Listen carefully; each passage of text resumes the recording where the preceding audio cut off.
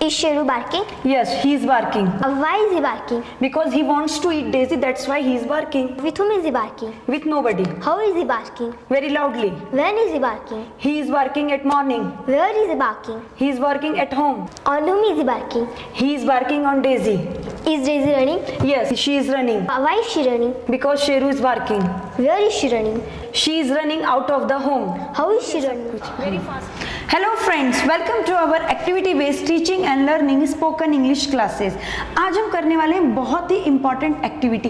क्या आप बता सकते हैं, आप बोर्ड पर जो पिक्चर देख रहे हैं उससे कुछ आपको आइडिया आ रहा है कि आज हम क्या करने वाले हैं? यहाँ पर मैं और समृद्धि ऐसा कौन सा इंटरेस्टिंग टॉपिक आपके सामने लेकर आए हैं? यदि नहीं समझ में आ रहा तो मैं आपको बताती हूँ। आज हम करने वाले हैं picture activity present continuous tense में। यहाँ पर हम टेंसेस पढ़ रहे हैं, ये एक्टिविटी कर रहे हैं, तो यहाँ पर हम स्टेप बाय स्टेप आगे बढ़ रहे हैं। हम टेंसेस भी पढ़ रहे हैं, लेकिन हर टेंस को केवल उसके फॉर्मूला से समझना क्या पॉसिबल होता है? आप बोलेंगे होता है, लेकिन हम अपने किसी भी सेंटेंस को बोल सकते हैं? नहीं बोल सकते हैं। तो इसके लिए हमें एक सीक्वेंस चाहिए, एक मेथड चाहिए। तो हम इसी प्रकार की एक्टिविटी आपके सामने लेकर आते हैं जिसमें एक सीक्वेंस होता है, मेथड होता है। प्रेजेंट कॉन्टिन्यूअस टेंस हमने पढ़ा है, लेकिन यहाँ पर हम करने वाले हैं उसकी इंपॉर्टेंट एक्टिविटी। आप तुरंत कुछ सेंटेंसेस कैसे बोल सकते हैं, उस पर क्वेश्चंस कैसे फ्रेम कर सकते हैं, क्योंकि नो क्वेश्चंस नो इंग्लिश। तो यहाँ पर हम आपको ये सभी चीजें बताने वाले हैं, स्टेप बाय स्टेप आगे बढ़ने वाले हैं। बहुत ही इंपॉर्टेंट एक्टिविटी, आपको बहुत मजा आएगा। आप भी ये घर बैठ के कर सकते हैं, लेकिन कैसे करेंगे इसके लिए मैं वीडियो के लास्ट में आपको हिंट देने वाली हूँ।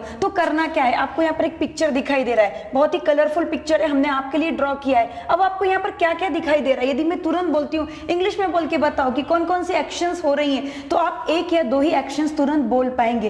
क्यों? क्योंकि आप यहाँ पर उसको मदर टंग में नहीं सोच रहे हैं। Because our mother tongue is a good guideline to help English. आप पहले उसको अपनी लैंग्वेज में सोचिए, फिर उसको इंग्लिश में ट्रांसलेट करने की कोशिश कीजिए। तो ऐसा आप कैसे करेंगे, तो यहाँ पर हम देख लेते हैं। समृद्धि, आपको ये सभी एक्टिविटीज जो प्रेजेंट कॉन्टिन्यूअस टेंस में चल रही है, वर्तमान काल में चल रही है, क्या आप हमारे ऑडियंस को तुरंत बता सकते हैं? यस, मुझे मालूम है आप तुरंत इंग्लिश में बता सकते हैं, लेकिन आपको ऐसा नहीं करना है, आपको भी ऐसा नहीं करना है। यहाँ पर पहले जो भी एक्टिविटीज चल रही है आप हमें हिंदी में बताइए, उसके बाद में आप हमें इंग्लिश में बताइएगा। यहाँ पे मदर टीवी देख रही है, और यहाँ पे सीता सो रही है, और यहाँ पे पिताजी और बुक पढ़ रहे हैं, यहाँ पे डेज़ी भाग रही है, यहाँ पे शेरू भौंक रहा है उसके ऊपर, यहाँ पे और गीता रो रही है। Very good. तो यहाँ पर आपको भी ऐसा ही करना है, पहले हिंदी में बोलना है, आफ्टर दैट आप वहाँ पर इंग्लिश में आइए और यही सभी एक्टिविटीज हमारे ऑडियंस को और हमें इंग्लिश में बताइए। Father is reading a book, mother is watching TV, Sita is sleeping, Geeta is crying, Daisy is running and Sheru is barking. Very good. तो आपको भी ऐसे ही करना है, एक्शंस को पहले हिंदी में बोलना है, फिर उसके बाद आपको इंग्लिश में लाना है। अब यहाँ पर हम क्वेश्चनिंग आंसरिंग करेंगे, बिकॉज इंग्लिश में कहा जाता है नो क्वेश्चंस नो इंग्लिश। अब यहाँ पर ये सब कैसे करना है, तो पहले हम तुरंत स्टार्ट करेंगे? बिल्कुल नहीं, यहाँ पर भी हम उसको पहले हिंदी में बोलेंगे। यहाँ पर समृद्धि क्वेश्चंस पूछेगी, मैं उसके हिंदी में आंसर्स दूंगी। आफ्टर दैट हम उसको इंग्लिश में ट्रांसलेट करेंगे। तो आप मुझे क्वेश्चंस पूछिए, मैं उनको हिंदी में ही दूंगी, आपको भी हिंदी में ही बोलना है। क्या मदर टीवी देख रही है? हाँ, मदर टीवी देख रही है। मदर क्या देख रही है? मदर टीवी देख रही है। मदर कहाँ देख रही है? मदर घर पर देख रही है। मदर क्यों देख रही है? क्योंकि उसको पसंद है टीवी देखना। मदर किसके साथ देख रही है? मदर सीता के साथ देख रही है। मदर कैसे देख रही है? मदर बहुत शांति से देख रही है। और मदर कितनी बार देख रही है? मदर एक बार देख रही है। क्या सीता सो रही है? हाँ, सीता सो रही है। सीता कहाँ सो रही है? सीता मदर की गोद में सो रही है। सीता क्यों सो रही है? क्योंकि उसको नींद आ रही है, वो थक गई है। और सीता किसके साथ सो रही है? सीता अकेली सो रही है। और सीता किससे सो रही है? सीता बहुत शांति से सो रही है। सीता क्यों सो रही है?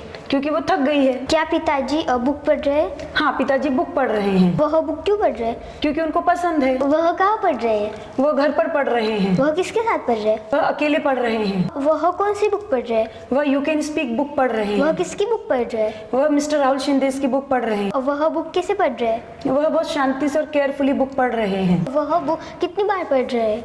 वह एक बार बुक पढ़ रहे हैं। क्या गीता रो रही है? हाँ, गीता रो रही है। गीता क्यों रो रही है? क्योंकि उसको भूख लगी है। और गीता कहाँ रो रही है?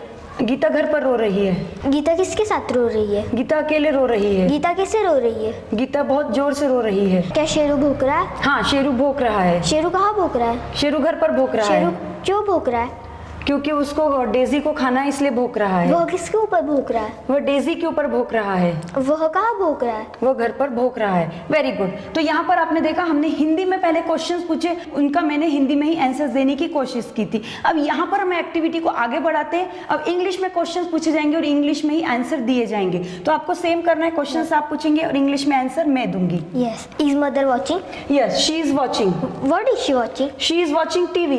When is she watching? She is watching at morning. Where is she watching? She is watching at home Why is she watching? Because she likes to watch How is she watching? Very carefully. Where is she watching? She is watching at home How many times is she watching? Only one time. Which dance is she watching? She is watching Bharatanatyam dance. Whose dance is she watching? I don't know. Okay. Is Sita sleeping? Yes, she is sleeping Why is she sleeping? Because she is tired. Where is she sleeping? She is sleeping on mother's lap How is she sleeping? Very carefully, very calmly. How many times is she sleeping? Only one time. Is Geeta crying? Yes, she is crying Why is she crying? Because she is hungry. When is she crying? She is crying eight morning How is she crying? Very loudly. How many times is she crying? Only one time. Is Sheru barking? Yes, he is barking Why is he barking? because he wants to eat daisy, that's why he is barking With whom is he barking? with nobody, How is he barking? very loudly. When is he barking? He is barking at morning. Where is he barking? He is barking at home. On whom is he barking? He is barking on Daisy. Is Daisy running? Yes, she is running Why is she running? because Sheru is barking. Where is she running? She is running out of the home How is she running? very fastly With whom is she running? With nobody. Very good.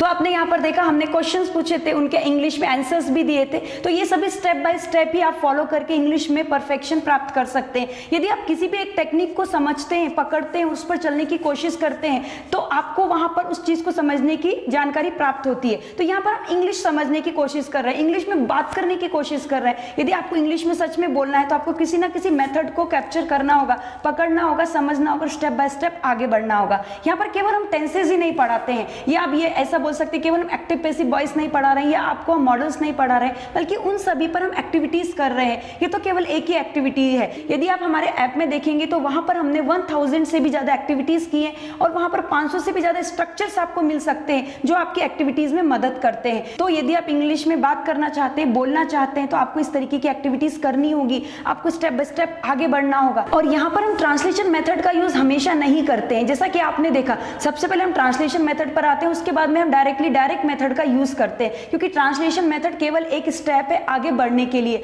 और formula रट करके आप English बोल सकते हैं। यदि आप कर सकते होते तो अभी तक आपने इतने सारे वीडियोस देख लिए तो आपको इंग्लिश बोलनी आ चुकी होती। यहाँ पर एक्टिविटीज के द्वारा, डिफरेंट टाइप्स के वर्क्स के द्वारा आप इंग्लिश बोलना सीख सकते हैं। बिल्कुल आप सही समझ रहे हैं। और यदि ये वीडियो हमारे यूट्यूब चैनल पर देख रहे हैं तो सीक्वेंस वाइज वीडियो देखने के लिए आप हमारे ऐप को इंस्टॉल कर सकते हैं। और यदि ऐप में देख रहे हैं तो सभी वीडियोस को सीक्वेंस वाइज देखिए। और ऐप में हमारे 2 टाइप्स के अलग अलग कोर्सेज मिलेंगे। एक है हमारा 60 to 90 डेज का spoken English along with 4 books course, और दूसरा है हमारा A to Z grammar with writing skill का कोर्स। ग्रामर का कोर्स जहां किसी भी कॉम्पिटिटिव एग्जाम में आपको अच्छे मार्क्स दिलवा सकता है, वही स्पोकन का कोर्स आपको कहीं पर भी इंग्लिश बोलने में आने वाली रुकावटों को दूर कर सकता है, क्योंकि हमारी टेक्निक, हमारे रूल्स, रेगुलेशंस, मेथड सभी से अलग है। एट लास्ट फ्रेंड्स, वीडियो कैसा लगा कमेंट करके जरूर बताइएगा और आगे का वीडियो जरूर देखिएगा। आगे हम ऐसी बहुत सारी पिक्चर एक्टिविटीज आपके लिए लेकर आने वाले हैं। Thank you very much.